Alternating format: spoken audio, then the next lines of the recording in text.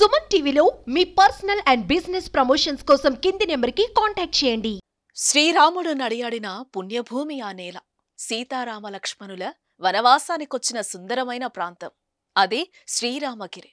రెండవ భద్రాద్రిగా పేరుగాంచిన రామగిరి గురించి సుమన్ టీవీ అందిస్తున్న స్పెషల్ స్టోరీ.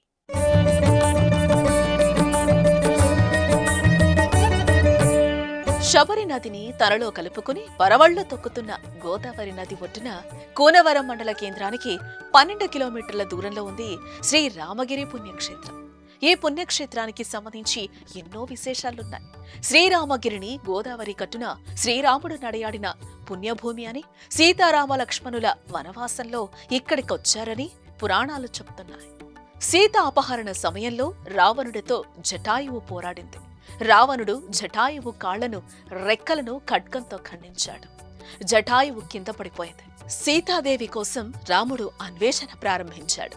ఈ అన్వేషణలో భాగంగా రాముడు గోదావరి పరివాహక ప్రాంతంలో భద్రాచలానికి తూర్పు దిశగా రామరామ శబ్దం వినపడడంతో ఈ అరణ్యంలో నా కోసం ఎవరో పరితపిస్తున్నారని ఆ ప్రాంతానికి చేరుకున్నాడు. రాముడికి విషయం తెలిపి రాముడు పవిత్ర హస్తాలలో జటాయువు మరణించింది. రాముడు చేతుల మీదుగా కర్మక్రియలు చేసుకుని జటాయువు ధరించింది. జటాయువు మరణంతో శ్రీరాముణ్ణి ఎంతో బాధకు గురి చేసింది. ఆ తర్వాత శ్రీరాముడు శ్రీరామగిరిలోని గోదావరి ప్రాంతంలో జటాయువుకు దహన సంస్కారాలు చేశాడు. శ్రీరామగిరి గ్రామం గోదావరి నదీ తీరాన ఉంది. ఇక్కడ శ్రీరాముని సుందర రాముడిగా నిత్య పూజలు అందుకుంటున్నాడు.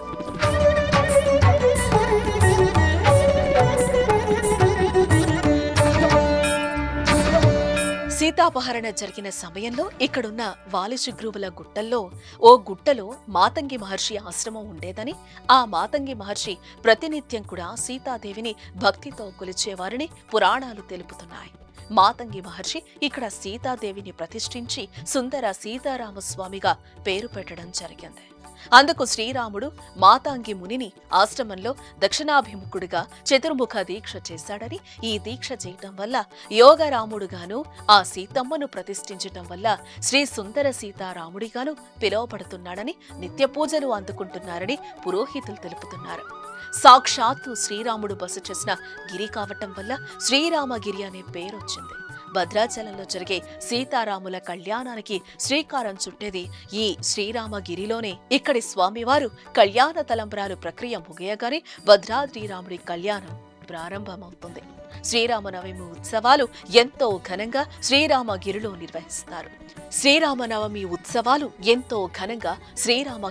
నిర్వహిస్తారు. వేలాదిగా భక్తులు ఆలయానికి చేరుకుని కోరిన కోరికలు తీర్చి శ్రీరాముడికి తమ ముడుపులను చెల్లించుకుంటారు. యోగరాముడిగా, సుందర సీతారాముడిగా ప్రతినిత్యం ఇక్కడ రాముడు పూజలు అందుకుంటున్నాడు.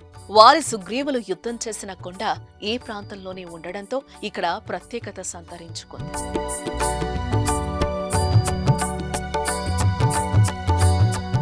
సౌమ్యం దక్షిణ దిముఖం శరద్ధనుష్పాణి మతంగార్చితం చాతుర్మాసకృతవ్రతం జర్గజా సౌమిత్ర సంసేవితం గౌతమ్యాస్తటకం జటాయ సబరి మోక్షప్రదయోగినం శ్రీరామగిరివరస్తవర సుందర శ్రీరామచంద్రం భజే. శ్రీరామచంద్ర పరబ్రహ్మణే నమః. ఈ శ్రీ సుందర సీతారామచంద్ర స్వామివారి దేవస్థానం శ్రీరామగిరి. ఇక్కడ వెలిసినటువంటి స్వామి దక్షిణాముఖుడై ఉంటారన్నమాట. యుద్ధానికి వెళ్లే ముందు విజయం కలగడం కోసమని రామలక్ష్మణులు ఇద్దరు కూడా చాతుర్మాస దీక్ష చేశారు. అంటే వర్షాకాలంలో చాతుర్మాస దీక్ష అంటారు. ఆ 4 నెలలు దీక్ష చేశారు కాబట్టి యోగరాముడిగా పిలుస్తారన్నమాట. తర్వాత కాలంలో ఇక్కడ మతక మహర్షి అమ్మవారిని ప్రతిష్ఠ చేసి సుందర సీతారామచంద్ర స్వామి అని పేరు పెట్టారు. ఇక్కడ వాలి సుగ్రీవ పర్వతాలు ఉన్నాయి. ఇక్కడ వాలి సంహారం చేసినట్టుగా చరిత్ర చెబుతుంది. సుగ్రీవ మైత్రి చేసుకొని యుద్ధానికి వెళ్ళిన ప్రాంతంగా ఈ యొక్క ప్రాంతం పిలువబడుతుంది. రెండోది ఏంటంటే ఇక్కడ జటాయుకి మోక్షం ఇచ్చారు, శబరికి మోక్షం ఇచ్చారు. శబరి నది తీపి పళ్ళు అప్పుడు ఇచ్చింది కాబట్టి అదేవిధంగా ఈ యొక్క నది యొక్క నీరు తాగినట్లయితే మనం తీపిగా ఉంటుందన్నమాట. అది విశేషం. దక్షిణంగా ఉండటం అనేటువంటిది మనకు చాలా విశేషమైనటువంటిది. తర్వాత పోతే వాలి సుగ్రీవ పర్వతాలు ఉండటం అనేటువంటిది విశేషమైనటువంటి